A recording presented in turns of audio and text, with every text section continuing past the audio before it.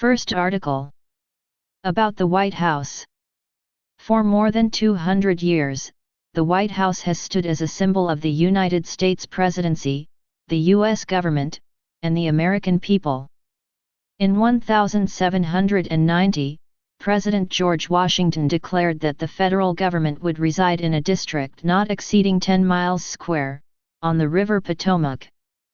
As preparations began, a competition was held to find a builder of the President's house.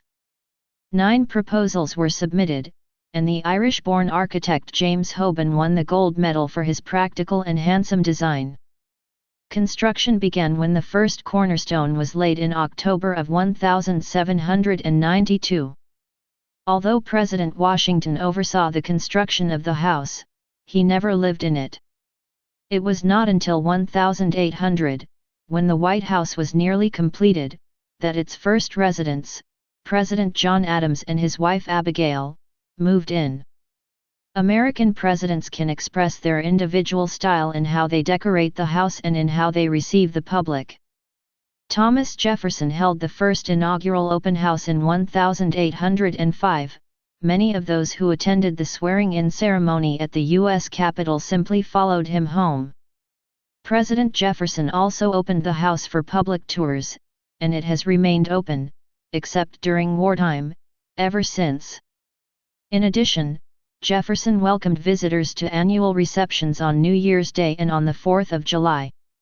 Abraham Lincoln did the same, but then the inaugural crowds became far too large for the White House to accommodate comfortably, and this also created a security issue. It was not until Grover Cleveland's first presidency that some effective crowd control measures were implemented to address the problem caused by this practice. At various times in history, the White House has been known as the President's Palace, the President's House, and the Executive Mansion. President Theodore Roosevelt officially gave the White House its current name in 1901. Second article. Spreading diseases through mosquitoes. West Nile is a tropical disease that begins in birds, which pass it on to mosquitoes that then go on to infect human beings with a bite. Most people who contract West Nile do not experience any symptoms at all, but, if they do, symptoms typically develop between 3 to 14 days after a mosquito bite. About 1 in 5 persons suffers fever, headaches, and body aches, usually lasting a week or so. A far less lucky 1 in 150 experiences high fever, tremors, paralysis, and coma. Some, especially the elderly and those with weak immune systems, die. That is what made the major outbreaks of West Nile in the U.S. in the summer of 2012 so scary. The situation was particularly bad in Dallas, Texas, where the West Nile virus killed 10 people and sickened more than 200. The city declared a state of emergency and began aerial spraying of a pesticide to kill the mosquitoes, even though residents argued that the pesticide could be more dangerous than the disease. Why was the summer of 2012 so hospitable to the West Nile virus and the mosquitoes that carry it? Blame the weather. An extremely mild winter allowed more mosquitoes than usual to survive, while the unusually high temperatures in that scorching summer further increased their number by speeding up their life cycle. The economic crisis may have also played a role. Homeowners who were not able to pay their bank loans were forced to abandon their properties, sometimes leaving behind swimming pools that made excellent mosquito breeding grounds. The severity of tropical diseases is also a matter of whether governments are capable and willing to defend their populations against infections. Dallas County was not doing some of the key things to slow the spread of West Nile, such as testing dead birds and setting mosquito traps to test for the presence of the disease. Tropical infections are thus as much related to government inaction as they are to climate. The third article. Discussion on desalination. Most parts of Taiwan have access to sufficient supplies of fresh water for drinking. But fresh water can be in short supply in many arid regions of the world, such as Saudi Arabia, where there are limited water resources. As the world population continues to grow, shortages of fresh water will occur more often and the need for additional water supplies will become critical. Some may ask, since the ocean covers more than 70% of the Earth, why not just get drinking water from the ocean? To turn seawater into fresh water, we need to remove the salt in seawater, that is, to desalinate seawater. The problem is that the desalination of water requires a lot of energy. Salt dissolves very easily in water, forming strong chemical bonds, and those bonds are difficult to break. The energy and technology to desalinate water are both expensive, and this means that desalinating water can be costly.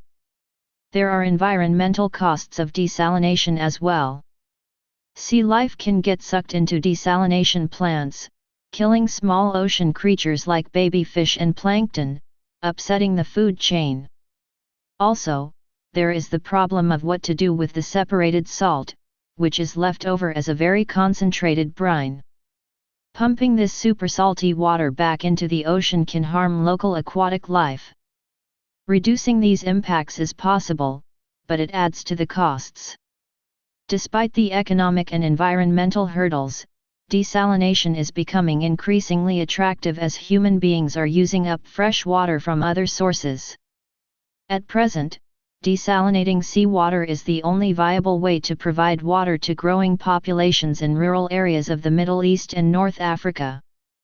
Therefore, the race is on to find a cheaper, cleaner, and more energy-efficient way of desalinating seawater, and promising new findings are being reported. Fourth article. The origin of the lullaby. 4 millennia ago, an ancient Babylonian wrote down what is possibly the first lullaby. It is a rather threatening lullaby, in which the baby is scolded for disturbing the house god with its crying and warned of terrifying consequences. It may have got the baby to sleep, but its message is far from comforting. If he/she does not stop crying, the demon will eat him/her. This lullaby may sound more scary than sleep-inducing, yet it is true that many lullabies including those sung today have dark undertones. Research has shown that lullabies, when used correctly, can soothe and possibly even help to heal an infant. But it is the caretaker's voice and the rhythm and melody of the music that babies respond to, not the content of the song. Then, what is the function of the content? According to studies, some lullabies provide advice, like the Babylonian lullaby, and quite a few others offer the space to sing the unsung, say the unsayable. Lyrics to those lullabies can indeed be interpreted as a reflection of the caregiver's emotions. Researchers believe that a large part of the function of lullabies is to help a mother vocalize her worries and concerns. The mother's fear of loss especially makes sense since the infant/toddler years of life are fragile ones. Since there is a special physical bond between mother and child during this period, mothers feel they can sing to their child about their own fears and anxieties. Lullabies, therefore, serve as therapy for the mother. In addition, the songs are seemingly trying to work some magic as if, by singing, the mother is saying, "Sadness has already touched this house, no need to come by again."